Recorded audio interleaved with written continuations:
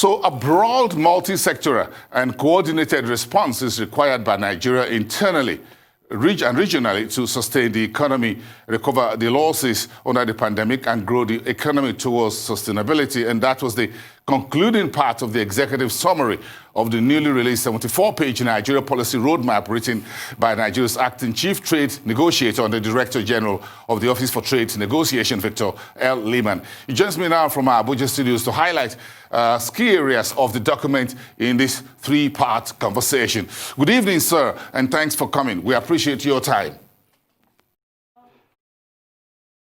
Good evening. How are you? It's good to see you. I understand.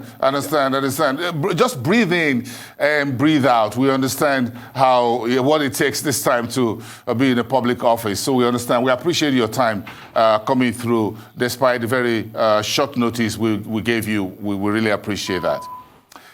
So let's hit the ground running in terms of what policy mix have we put forward since the virus outbreak, and are there enough to deal with the situations we have on hand?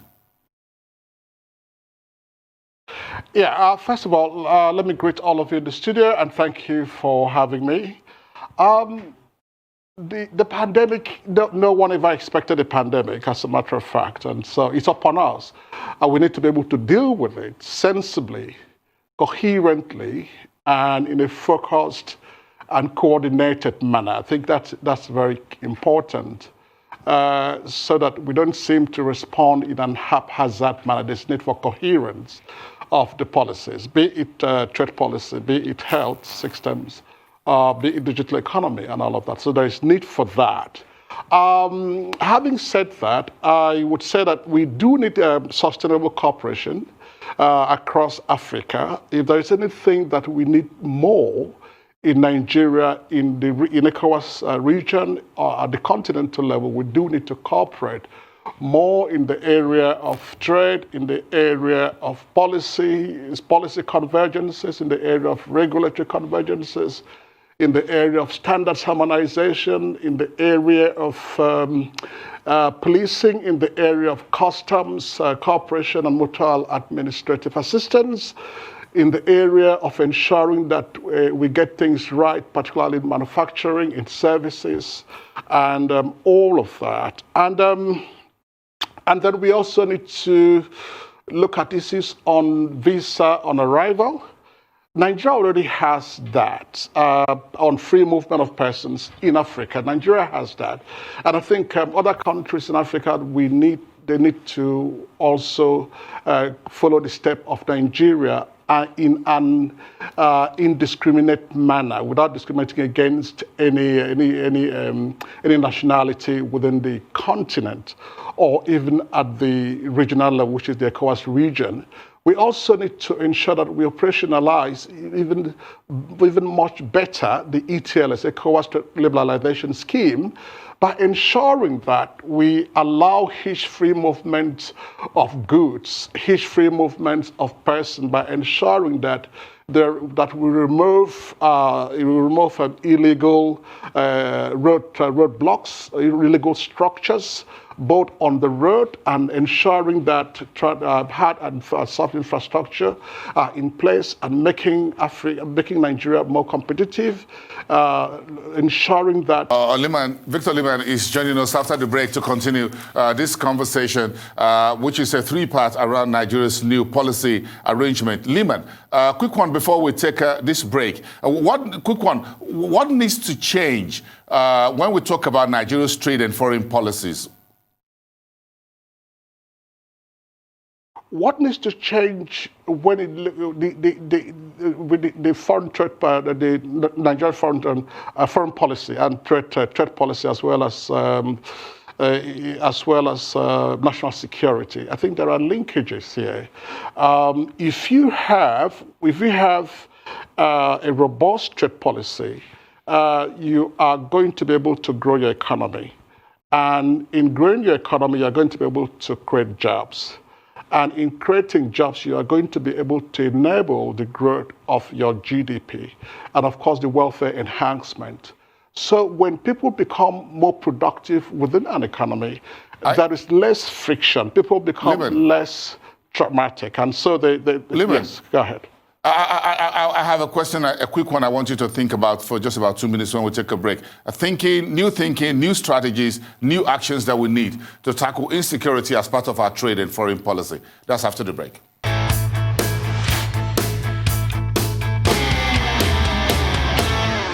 Let's continue the conversation with Victor Liman, Nigeria's acting chief negotiator and head of the Office of Trade Negotiation. This conversation on the new policy roadmap around 3 key economic sectors and the role of quality infrastructure.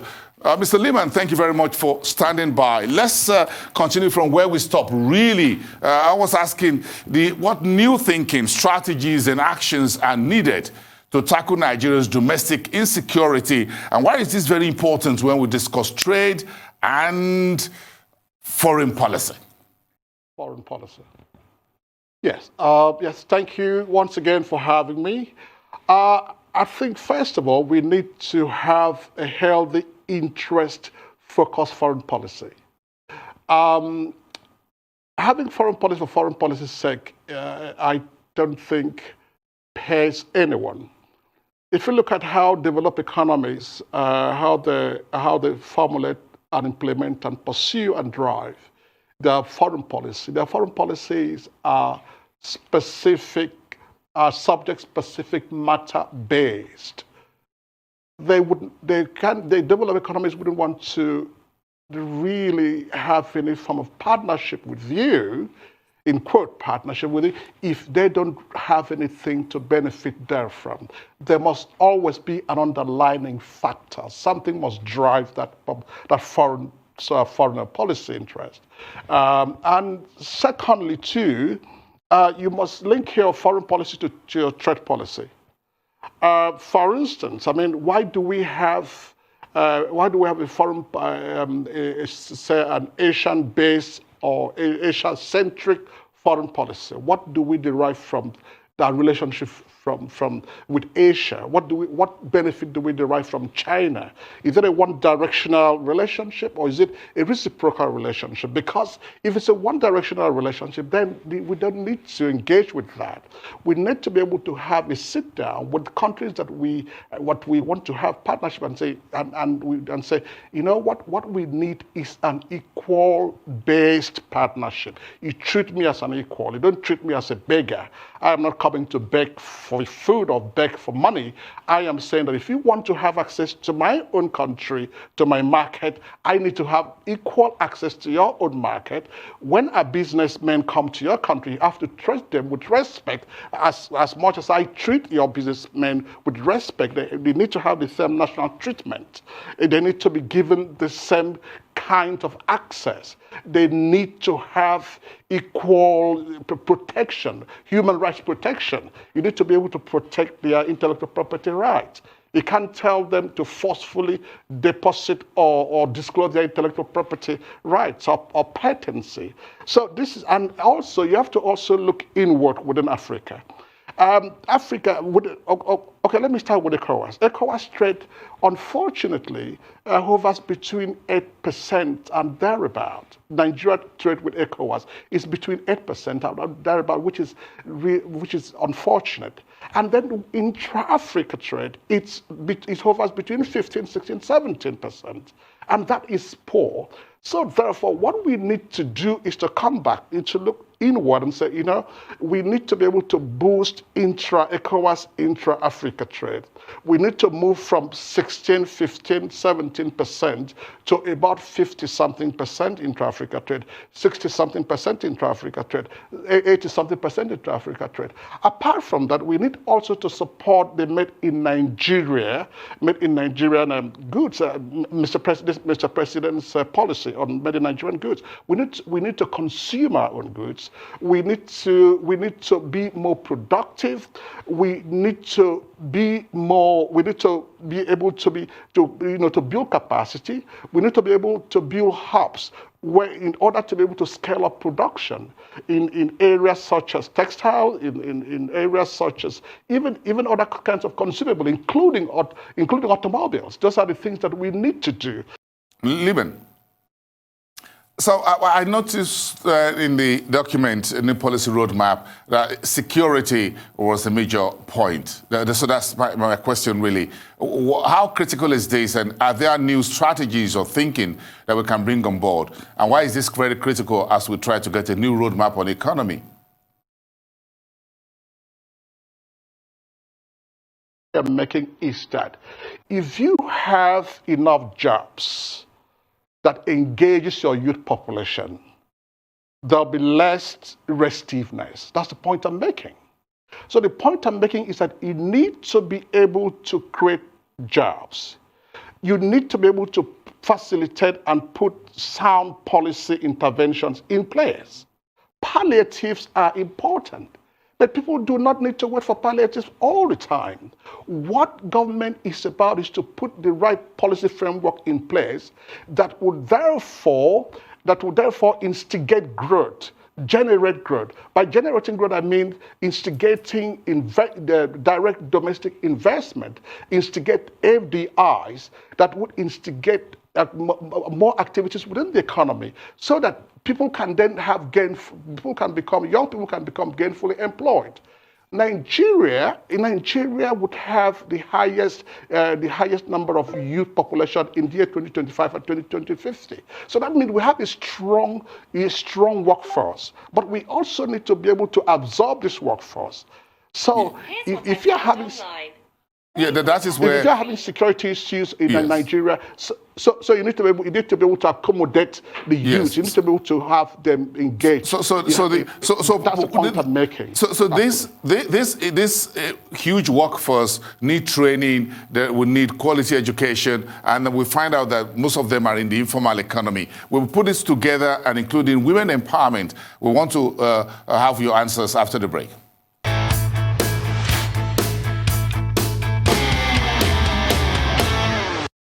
Nigeria has the largest size of informal economy in sub-Saharan Africa, and this economic segment is well populated by women.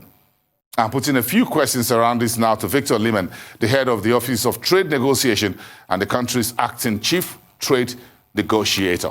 Thank you so much. Let's start the final part of this three-part interview, Liman, on our informal economy. So we'll talk about population, unemployment, whatever it is. The informal economy here is the largest on the continent. What's the new focus in this new policy roadmap for this critical economic subsector?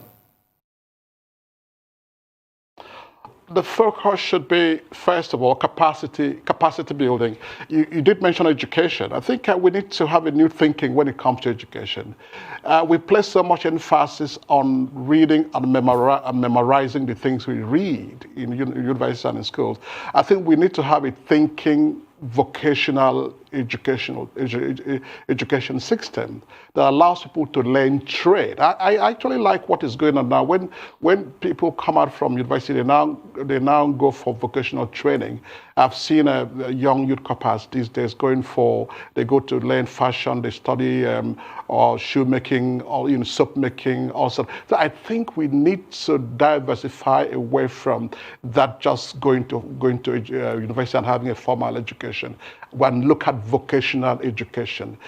If you look around the world, you would see that actually those that are very, very creative somehow dropped out from universities, actually, and they do well because they tend to think more.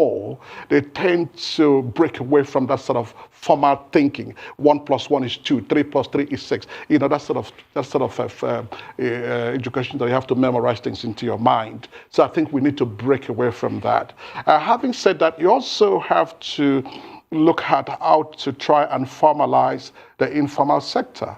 Mr. President has actually done a lot in that area. For instance, recently, he signed CAMA. CAMA now would allow MSMEs to take effective part in driving the economy. They would now be able to farm company. You can now have just a single shareholder. In a company, you don't necessarily need to have voluminous or substantial number of shareholders in your company. So this makes things even much easier. And you also have you can now go to CS. You can register your company very very simply. You don't need to go through the rigorous processes of having to register your company. So in formalizing the formal sector, I think people when they talk about this, they get scared, because it's not about it's not for the purposes the purposes of tax or VAT. It should be for the purposes of ensuring that there is a comprehensive register that at least allows the government to monitor, that allows the government to evaluate, that allows the government to be able to make policy around this sector, that allows the government to know the group to target, the people within the informal sectors to target. Does government want to target women? How many women are in this trade? So if government is targeting women, how many is government targeting? Is government targeting 10 women, 100 women? Within what demographic area?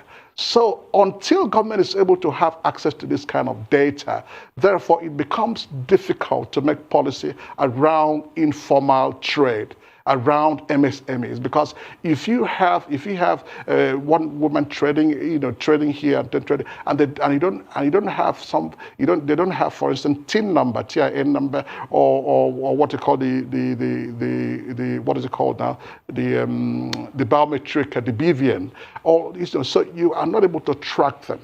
Even if government has intervention to assist this group of people, it becomes difficult to decide on those to actually target.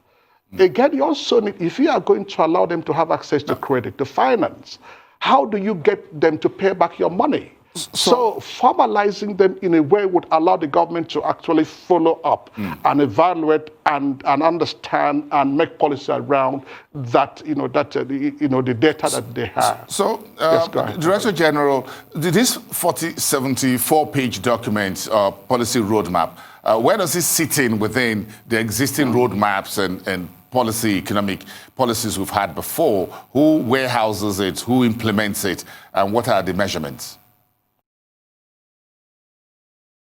As you know, the Nigerian Office for Trade Negotiations was created to fill a gap. And we are filling that gap. That gap allows us to create an enabling environment that allows stakeholders to engage, that allows stakeholders to think, that allows stakeholders to come together. So the roadmap per se is not prescriptive. Rather, the roadmap is to allow people to now begin to think and say, okay, when it comes to health systems, what do we need to do? Can we introduce a policy around or on e-health, for instance? Can we introduce policy around e-medicine? So what are the issues around e-medicine? We have issues on negligence. We have issues of not being able to physically diagnose the patient. So if you are going to diagnose somebody electronically, what are the implications of diagnosing somebody electronically? So this is what the document is about, to provoke government thinking. Okay, if we are going to introduce virtual education, if we are going to introduce virtual meetings, what are those concerns that we should be looking at? Should we be looking at data localization or server, the data localization or where the server is based? Should we be looking at the sovereignty regarding such data localization? Should we be looking at even the metadata? What I mean, warehousing of such data?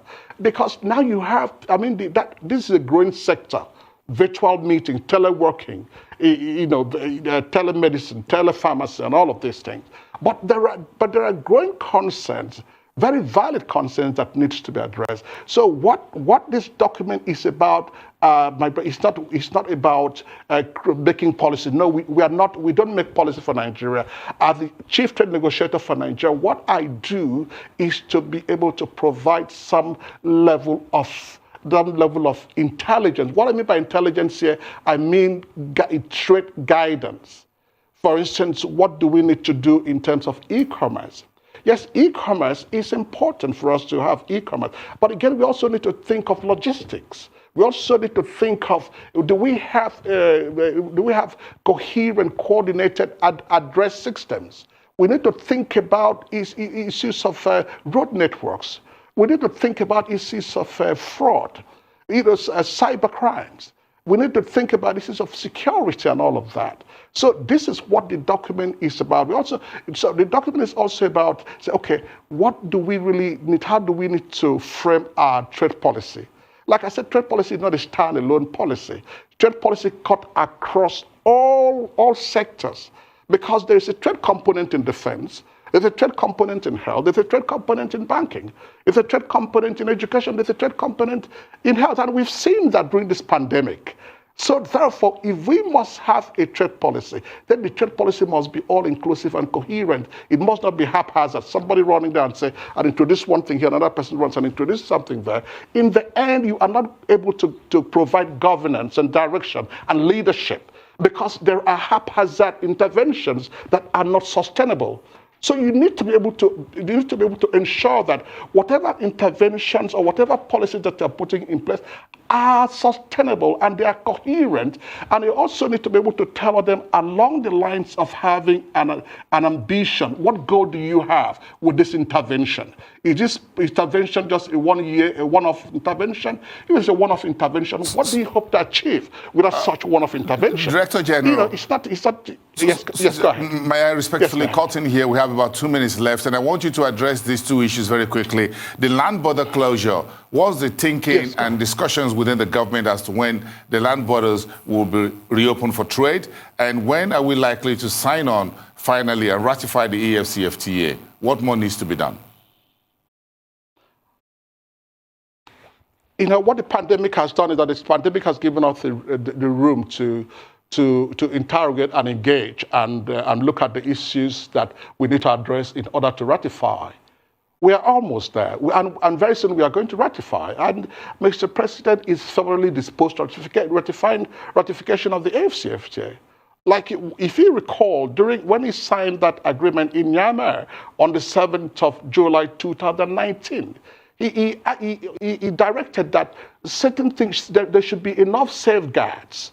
We should be competitive. We should ensure that we are not dumped on. We should ensure that our market is not a place where everybody brings all kinds of things and just dump on us and we keep consuming. We also need to be a consuming economy as well as an exporting economy. If you are going to bring 2 loaves of bread, we bring 3 loaves of bread to you. That's how it is. We shouldn't bring 2 loaves of bread and we eat it and then we wait for you to supply us more bread. That means our market is just created for people to take advantage of. So that's what Mr. President said. So we are going to ratify as soon as we get all of these things right. And the land border closure? That includes road infrastructure. That includes soft infrastructure and a lot of other things as well. And secondly, talk about land borders. Land borders is people have asked me this question. You're chief trade negotiator of Nigeria. When is the borders going to be opened? You see, having a free trade does not mean that we cannot close the border to address security issues.